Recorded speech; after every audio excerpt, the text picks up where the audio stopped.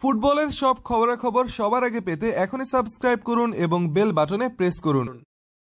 PSG থেকে Brazilian তারকা forward Neymar জুনিয়রকে বার্সেলোনায় ফেরানোর সম্ভাবনা নাকচ করে দিয়েছেন দলটির সভাপতি জোসেপ মারিয়া বার্তিমিও। বিশ্বের সবচেয়ে দামি এই ফুটবলারের সঙ্গে কোনো রকমের যোগাযোগ হয়নি বলে জানিয়েছেন বার্সার সভাপতি। 2017 আগস্টের রেকর্ড মূল্যে বার্সেলোনা ছেড়ে প্যারিসে পা রাখেন নেইমার। তবে বেশ কিছু সংবাদ গণমাধ্যমের সাম্প্রতিক খবর অনুযায়ী তাকে নাকি আবারও ফেরাতে চায় লা লিগা চ্যাম্পিয়নরা।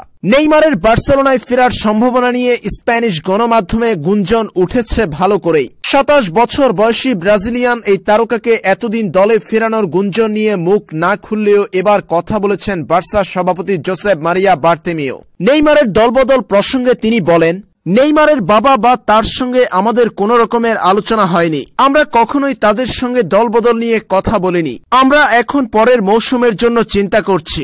আমাদের দলবদলের তালিকায় নেইমারের নাম নেই, তবে পিএসজি থেকে একজন খেলোয়াড় আনতে যাচ্ছি।